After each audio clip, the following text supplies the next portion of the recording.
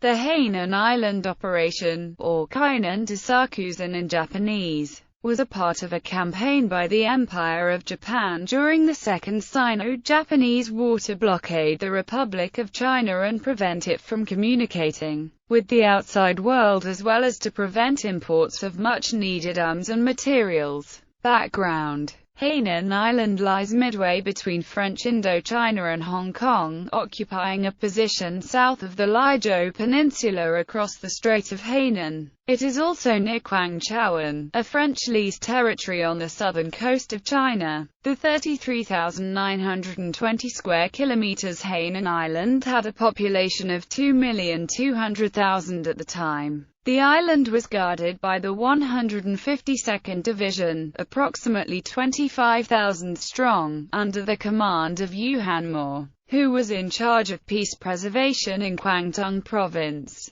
The Japanese Navy, after the capture of Canton the previous year, had maintained a formidable blockade all along the coast of South, Central and North China. However, loopholes were found in the southern end of the blockade line. These included the supply route to Chiang Kai-shek with Hong Kong and northern French Indochina as relay points, and the direct routes through Hainan Island and Guangzhou areas. Because of these loopholes, as well as the necessity to conduct air operations deep into the interior as far as the Kunming area, the Japanese Navy came to feel the necessity for establishing air bases on Hainan Island. The central authorities of the Navy advocated this move. Operations were carried out by the Special Naval Landing Forces, with Army elements supporting them. Operation Escorting a Convoy. The South China Naval Force, commanded by Vice Admiral Kondo Nobutake, entered and anchored in Singhai Bay on the northern shore of Hainan Island at midnight on 9 February 1939 and carried out a successful landing. In addition, Navy land combat units effected a landing at Haikou at 1200 on 10 February.